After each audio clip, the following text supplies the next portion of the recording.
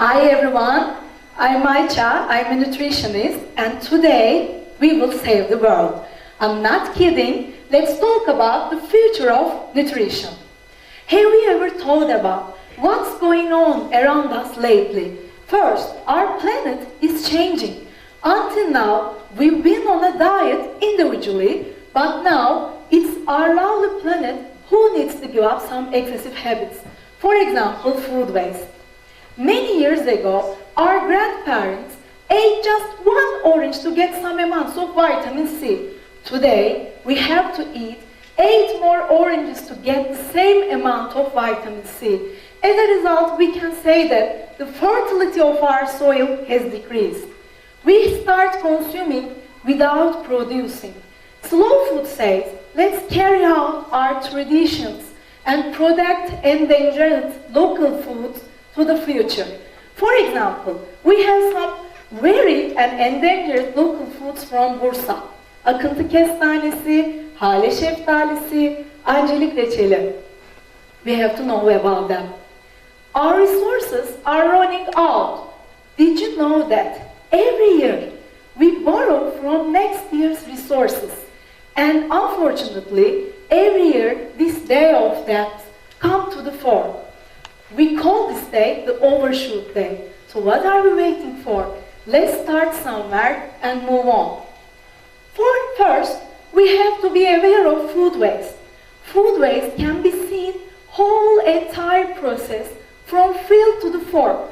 Crushing, cooking, spoiling of food during harvesting, transporting, or leftovers on the plate. Unplanned and excessive shopping are food-based examples too. Why are we wasting our food? At the world, each year, 1/3 of all produced food is unfortunately wasted. Half of fruit and vegetables and 20% of animal foods are wasted too. While we are wasting our food, unfortunately, 821 million of people live on the border of hunger.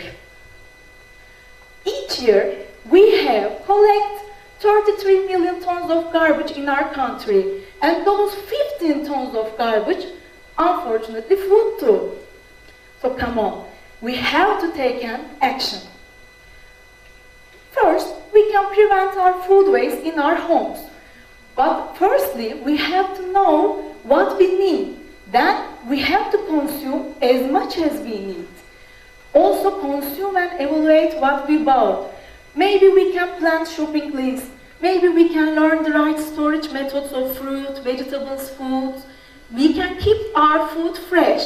And maybe we can, if we go to the restaurant, cafe, somewhere else, we can pack leftover foods on our plate with our reusable containers and carry them to the lunch, school, office, anywhere else. This is sustainable. Also, we can try zero-waste kitchen method. It is so simple.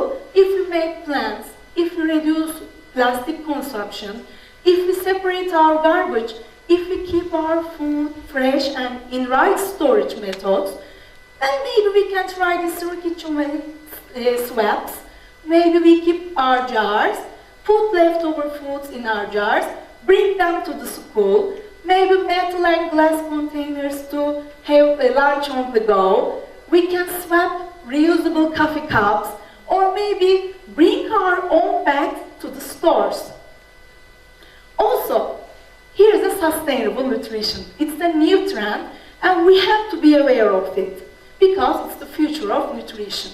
The Food and Agriculture Organization and World Health Organization define it too long. But I think I can go shortcut.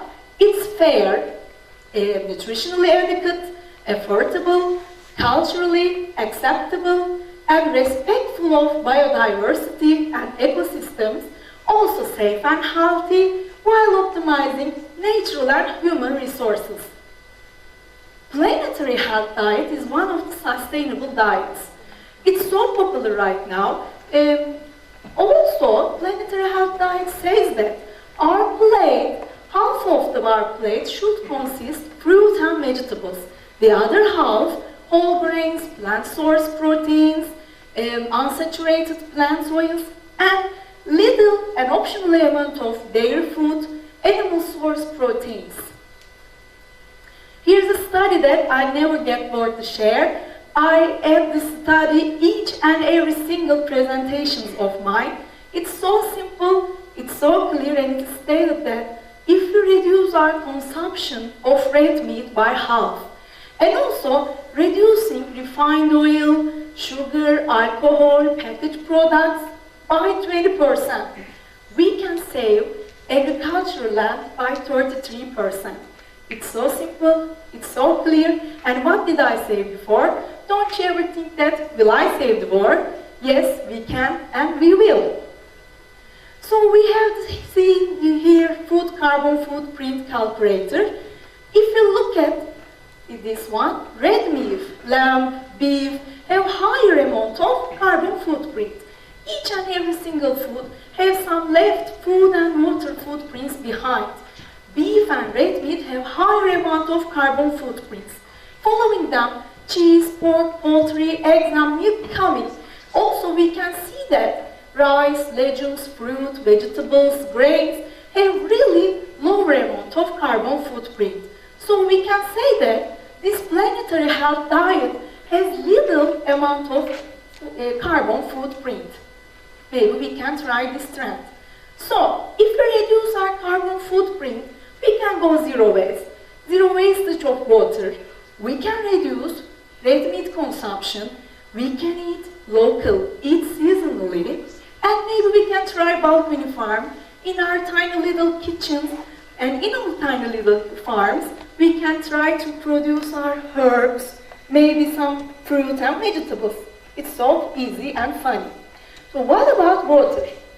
We know that the Earth's surface is about 70% of water. We know our bodies are on average 60% of water. We need water to bath, grow our food, simply to survive, because we know that we cannot live without water over 3 days. So we must use our water resources wisely. So do you think about how much water goes into the products that we use every day? For example, today, this morning, did you drink coffee?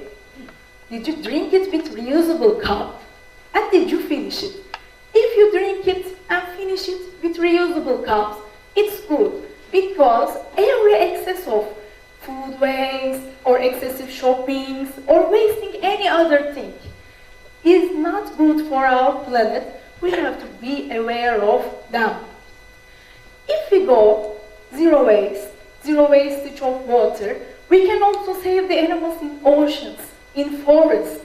Maybe we can try to plant more trees also. So, we are all here, just one Earth. We have to make it last. Thank you.